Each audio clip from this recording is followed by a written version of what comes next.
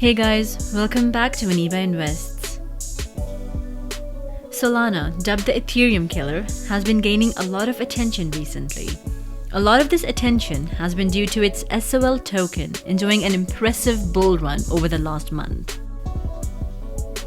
The now 8th largest cryptocurrency by market cap has gained more than 270% in market value in less than a month and has hit an all-time high of $115. Looking at the price chart, as you can see, every single slight dip in price is being eaten up by investors. So why are investors so excited about this project? In today's video, we will take a look at what Solana is. Why has its SOL token been on such a bull run? And then lastly, we'll compare it with Ethereum to find out which blockchain will perform better in the future. I have very exciting news to share with you all, so make sure you guys stick around till the end and don't miss out on anything.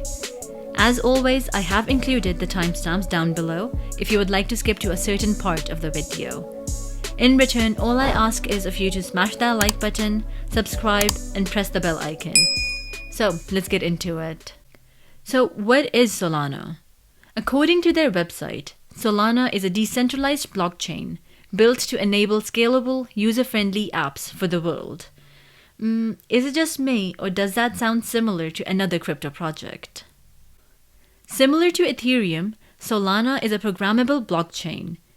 It can store tiny pieces of code called smart contracts, which can then be programmed to carry out certain actions when the conditions of the contract are fulfilled. Although the underlying principles of Solana are very similar to those of Ethereum, the way these principles are implemented is very different. Let's take a look at some of Solana's new groundbreaking technology. First up is their POH, or Proof of History Consensus algorithm. It was based on the idea of developing a comprehensive historical record that could speed up the network without any risk to decentralization. This consensus mechanism enables users to access a digital record. They can prove the occurrence of an event during a specific moment in time.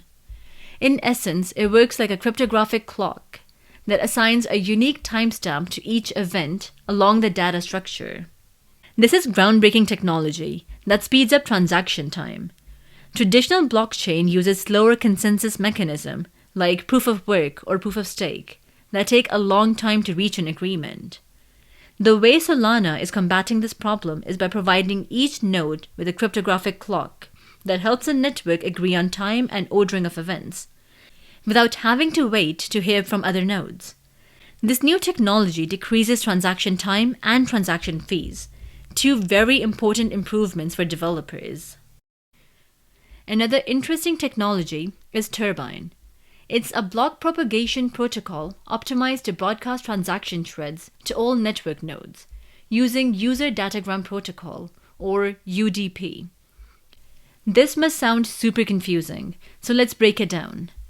One of the challenges that high-performance blockchains like Ethereum face is how to transfer large sums of data to a large number of people.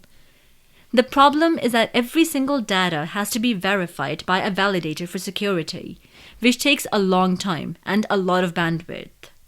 In traditional blockchains using either proof of stake or proof of work, the person sending the data has to personally connect to each validator, which requires a lot of bandwidth and takes a lot of time.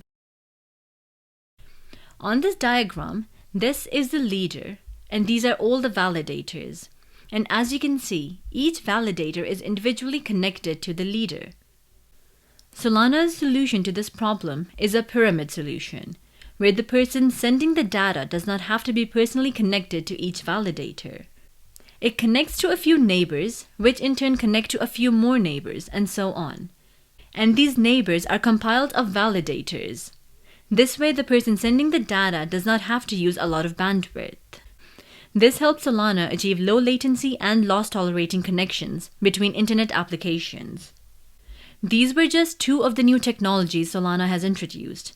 There are 6 more. I'm not going to go into details of each of them, but if you're interested in learning about them, I'll leave a link in the description down below. So now that you have a general idea as to what type of technological advancements Solana has to offer in crypto, let's take a look at some of their partnerships and projects, because that will give us a better understanding of how they are implementing these new technologies. A lot of Solana's recent success can be attributed to the involvement into NFTs. The NFT market has blown up recently, and Solana was quick to get on board. SOL picked up a strong bid 2 weeks ago after Solana moved into the booming NFT space with the launch of Degenerate Ape Academy. It was a smash hit debut with a collection of 10,000 unique pictures of cartoon apes sold in the first 10 minutes. That drove SOL higher as people needed to buy the cryptocurrency to purchase apes. This was a great move by Solana, as this NFT brought a lot of attention to their project. Once people bought SOL and experienced the speed and low transaction costs for themselves, they got more bullish. Solana has definitely made their mark in the NFT space. It will be exciting to see what more projects they put out. Solana's involvement in NFTs is not the only thing that made it attractive to investors. Another one of their projects that has performed great is Radium, their top automated market maker. Radium is a decentralized exchange on Solana that functions unlike any other exchange. It uses liquidity pools but also acts as the biggest market maker on Solana's order book-based exchange, Serum. Radium has been extremely successful because it takes advantage of Solana's low gas fees. This is a very exciting project that has a lot of growth potential. Another reason for Solana's success has been their partnership with other crypto projects. Solana has integrated Chainlink to offer crypto price feeds. Solana says that these feeds can be used in most DeFi apps, noting that developers can save time and money by eliminating the need to build similar services from scratch. Instead, developers can focus solely on their core business logic and bringing next-generation applications. It's good to see that Solana is not trying to do everything on their own. They are building good relationships with other companies and collaborating with them instead of just competing with them. This way they can grow a lot quicker and get to where Ethereum is today. Chainlink is just one of their partners.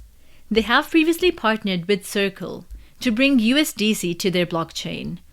They have also partnered with Tether to bring USDT to their network. I'll leave a link in the description so you can check out some of their other partnerships as well. Okay, so if you've made it this far into the video, you understand what Solana is. You know what projects are in the Solana ecosystem and how they have performed so far. And you also know about some of their partnerships.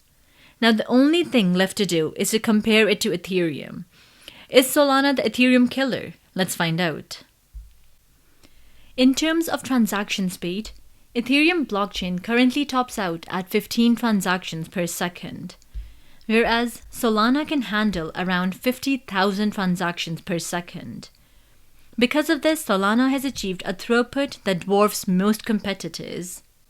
And Solana has already added more blocks of transactions to its blockchain than those of Ethereum, Bitcoin, Polkadot, Algorand, and Cosmos combined. This point definitely goes to Solana. Next up, gas fees. Ethereum is known for high gas fees. Each transaction on Serum costs less than 1 cent, whereas similar transactions could set users back $50 a time on Ethereum's mainnet. Solana gets a point for gas fees as well. Last but not least, let's compare the size of their ecosystems. Ethereum has the largest ecosystem right now. Most decentralized games, financial services, and media projects rely on Ethereum's ERC20 protocol. Solana's ecosystem is far smaller. As of June, it had around $1 billion in assets deposited as collateral compared to $59 billion for Ethereum. So Ethereum gets a point for this. Final score is 2-for-1 for Solana. Solana seems to have better fundamentals, but lacks the reach that Ethereum has. An important factor to note is that although it offers faster transactions and lower gas fees right now, Ethereum 2.0 promises lower transaction fees and transaction speeds up to 100,000 transactions per second. so Ethereum is expected to catch up eventually. That being said, is Solana the Ethereum killer? Drumroll please. It is not. In the last 4 years, Ethereum has taken control of a majority of the market, and more importantly, created a very strong and loyal community. Because of this, Ethereum is still the blockchain of choice for developers, and is the safest bet for investors. This is not a knock on Solana. Solana has developed great technologies, and because of how much smaller the community is right now, they have a lot more room to grow. Investors can continue to see their higher short-term gains from Solana, which is growing exponentially as compared to a more established blockchain like Ethereum. If that's what you're looking for, then Solana might be a better bet. Overall, this competition is great for the crypto space, as it pushes each blockchain to do bigger and better. And that wraps it up for today's video. Make sure to like, subscribe, and press the bell icon. This will be greatly appreciated as it helps our small community to grow. Until next time, take care and keep investing.